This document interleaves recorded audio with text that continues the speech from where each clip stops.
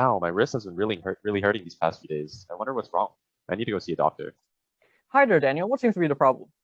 I'm not too sure. Over the past few weeks, my wrist has been really hurting me, and my fingers and hand. Do you work from home? Yeah, I work from home as a programmer, typing most of my day. I've actually been seeing this a lot recently. This consistent pain seems to be an indicator of peripheral nerve compression syndrome. If you've heard of carpal tunnel syndrome, this is just a general term for it. It's caused by repetitive stress, and if left unchecked, it could require surgery in the future. Wow, that sounds serious. What should we do? Luckily for you, I have some exercises to help. Start with your hand like this, and bring your fingers down. Ow, this hurts. Okay, it seems like we need a bit more practice with that. Whoa. What's going on here? I hate to interrupt, but John, aren't you a doctor? You surely have better things to be doing than teaching Daniel how to do these silly exercises. Oh, I definitely do. Hey, Daniel, now that the doctor's gone, I think I've been able to come up with a smarter solution that will be able to help you with your hand. So I've been working really closely with one of my engineers to create this smart glove that will be able to track your hand's orientation, identify where it's strong versus weak, and recommend the appropriate exercises.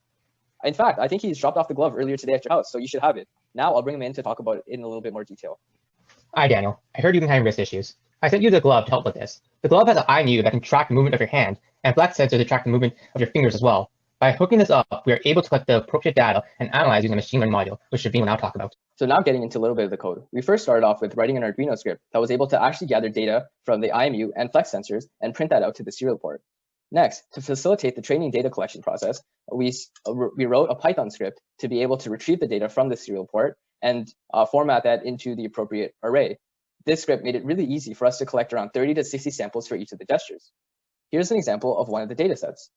Now that the data has been collected, we need to split it up into a training and testing set. We ran the training data into a TensorFlow model, and then we used the testing data to validate that the model was actually working.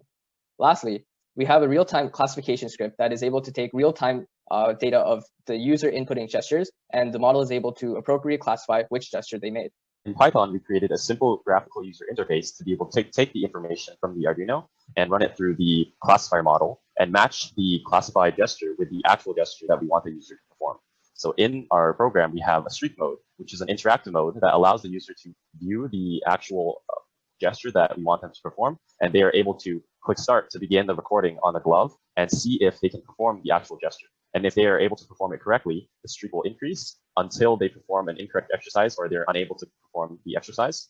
Then the streak will end, and the appropriate exercises will be recommended to them to help them progress and get better.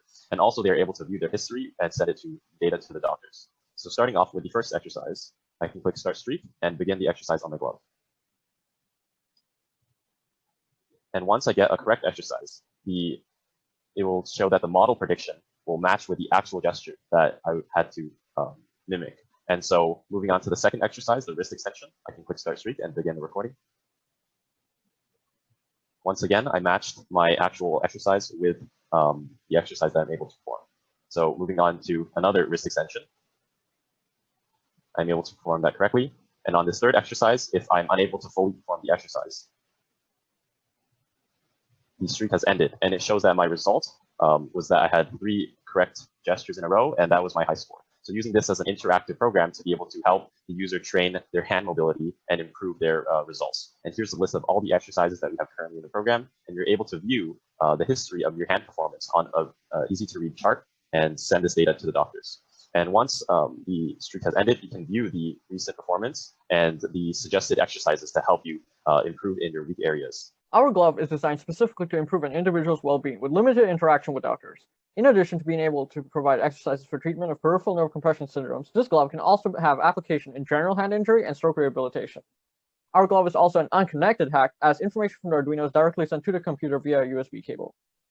Some of the challenges that we encountered when working on this project was that we had to deal with the limitations of the hardware, such as inconsistent readings from the IMU and the flex sensors, and also dealing with the data drifting. And some other challenges include training the model to be able to accurately predict the data every single time, and also handling the real-time classification. There are a couple of areas of improvement we would like to see in the future. First of all, to make this more accessible and easy to use, we would love to make the Python graphical user interface into some sort of app so that the individual could use it whenever they want more easily. We'd also like to make the glove wireless, which would require us to use an Arduino Nano that has Bluetooth capabilities, as well as this ability to support TensorFlow Lite, which means we would train the model on the computer and then put that model file onto the microcontroller itself, which means we would no longer require connection from the microcontroller to the computer directly.